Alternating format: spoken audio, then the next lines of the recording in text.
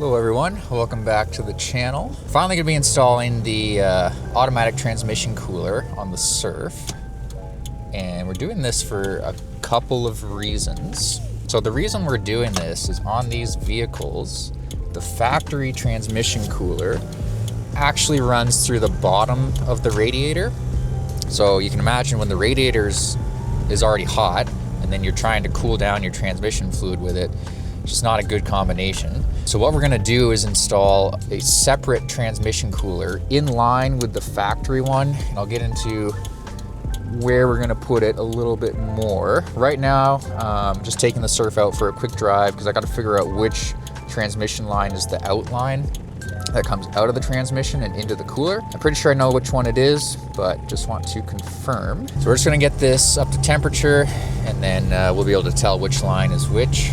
So yeah, I guess why would you want to do this? Like I mentioned, the factory cooler is at the bottom of the radiator, so it's already pretty hot there. So we want to keep our transmission nice and cool because when we're under load and going up hills out in the mountains, which is where we have some overheating issues, it doesn't really help us to be trying to cool things down with an already hot radiator. So yeah, we're just warming it up right now. I got to go get some fuel and pick up a few things. So yeah, we'll just take it for a quick drive and we'll see you back in the garage. Okay, so the diesel here is 112 and gasoline is 118.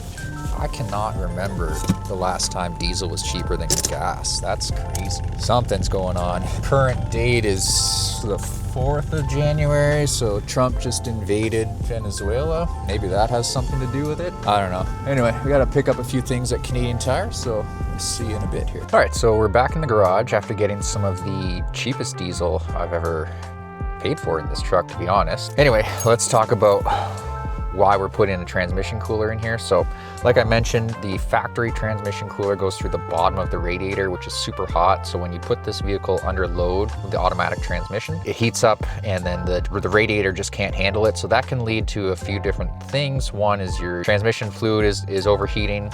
This can heat up the radiator, which can lead to the engine overheating as well. Also, if your transmission fluid is not at the correct operating temperature, which I honestly don't know what it is. It's roughly around 90 degrees Celsius from what I've read. The radiator, like the coolant temperature in these vehicles, I don't have an aftermarket sensor. I don't know the exact number, but I've seen it can go up to 100, 105 degrees Celsius. That's fairly normal, especially under load. If you're trying to cool the transmission fluid with an already hot radiator, you're not gonna be able to cool it. So what we're gonna do is we're gonna put the transmission cooler in series with the factory cooler.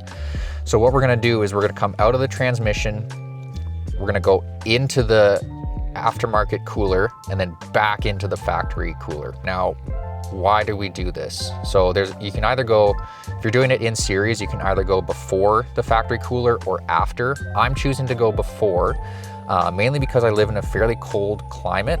So I do need to get the transmission fluid temperature up to its normal operating temperature. So what we're gonna do is run it through the aftermarket cooler. That's gonna handle any spikes, bring it back down to a reasonable temperature, and then we're gonna run it through the factory cooler for a couple reasons. It's gonna have a couple benefits. So one, you're gonna have cool fluid flowing into the factory cooler, which is in the radiator. So that's gonna help bring the overall temperature of the radiator down, maybe a little bit, hopefully.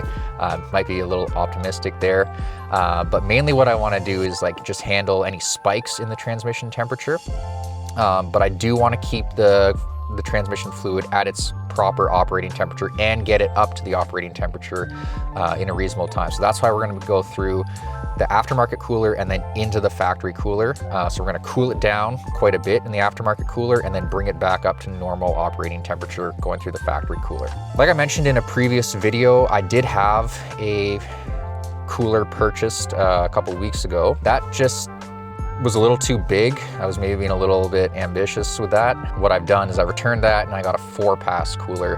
And that's typically what I've seen used for these vehicles. So it's a little bit smaller because it only goes through the fins 4 times. I think we're gonna mount it like somewhere that, like, you know, near the grill of the vehicle. I'm not too sure where. I'm gonna go check that out now and we'll see where we can mount this thing. All right, so I think I've found where we're gonna mount it. So here's the bull bar. Here's the actual cooler itself. I think you look inside here on this kind of factory crash bar, I guess, there's a center support, so there's a couple holes there and there we can use, and I think, oh boy, I think we're gonna be able to use this one, and then, sorry, this is hard to film, something over here. The cooler came with these like kind of zip tie things, so they have an end, so that slides through, and then there's a cap for it. So I think we should be able to get it nice and secure, kind of up like this, and then that leaves us room, so the ends are on this side. That leaves us enough room. So we'll be able to come down under here, still be like underneath the bash plate, so I'll kind of, maybe I can tuck them under there. I don't want to kink anything, but we'll be able to come down here and should be pretty close to factory. So, all right, I'm gonna go ahead and get this mounted. I'm gonna need 2 hands to do that, and then I'll show you how I've got it. I'll just show you guys quickly. This is what I mean by a 4-pass. So inside the fins there, the fluid will go through 4 times. Obviously the 6-pass has 2 more and is about 1.5 times wider than this. So yeah, that's why we went with the 4-pass. It's a little easier to work with, and I think it's gonna do what we need it to do. Okay, update. I've got all 4 of the zip tie things in here. So these ones on the end, I was able to pass it through here behind and pull it through here, and this little backing plate is just a little bit wider than that hole, so that should be nice and secure. Got 2 on the this support here, and then same as what's on the other side. So I've got 4, should be nice and secure. Gonna get it mounted up, and yeah, we'll see how it looks. Okay, so this is how we're looking. I haven't secured the little caps. I have these little caps that go on the end here. Haven't put those on yet, but even with it just in place here loosely, feels pretty secure. I think when we tighten that down, it'll be good. Also, I don't know if you guys can see, but I've picked a place that isn't gonna restrict airflow to the radiator very much. I'll try and show you. Like behind my finger here is like a crossbar there, and then underneath it as well. So there's not really much airflow going through this section anyway. So I don't think we're going to restrict anything for our factory radiator and AC condenser there. All right, so I got the caps on. I haven't tightened them fully, so there's like a little bit of give. I want to make sure I can get the oil lines on here, but even just like that, it feels pretty secure. So I think once we get the inlet and outlet lines on, we'll just snug these up and we should be good to go. All right, so we're just under the truck here. I checked this when I parked the vehicle, but on the passenger side radiator, this was hotter than, I don't know if you guys can see here. Here it is. Than this one over here. So these are the 2 factory ones, and you see they just run at the bottom of the radiator. This one over here was hotter, so that's coming out of the transmission, and that's coming out of the radiator factory cooler back into the transmission. So what we're gonna do is, here's the hard line to the transmission. So we're gonna go from here into our separate cooler, and then out of the cooler we're gonna come into here. So we're gonna go from the transmission, So we're gonna go from the transmission hard line into our aftermarket cooler, from the cooler into the factory cooler, and then we're gonna leave this one alone. This goes back to the transmission. So this hose actually feels pretty good. We might be able to reuse some of this. All right guys, so we got everything all hooked up. Hard to film because I needed both hands. So we've got the coming out of the transmission here, a new line. So this is going to go kind of up over this oil line here. There's kind of 2 you can fit it through there, and it just kind of, it's not pinched or anything, it's just resting nicely, going around the radiator, and then this going up into our transmission cooler. And then I was able to take the factory line. This was previously connected to here, the outlet from the transmission. So that is, I left that plugged in and then just kind of curved it around, and that is the outlet of the transmission cooler. So we're going from transmission all the way down up into our new transmission cooler, out of there into the factory transmission cooler, which is at the bottom here. And I left this factory outlet line alone. That's going back into the transmission. So yeah, I just tightened everything up. Gonna just check this hose. I think it looks okay. It's just a little, it's not kinked or anything, so that should be fine. Yeah, we're gonna start it up, and hopefully it works. All right, so while the truck warms up, here's a better view. So here on the right-hand side here, that's coming out of the transmission, going to the top of the cooler. You can see my shadow right there. And then we're coming out of the cooler, and that is the factory transmission cooler line. That's back into the radiator here. So got a pan in case anything drips. The manual says to get the transmission up to temp, run the engine until it is up to operating temperature. So we'll wait for our coolant temperature to be in its normal range, and then we'll shift through the gears. So we'll go from park all the way to low, and then back up to park.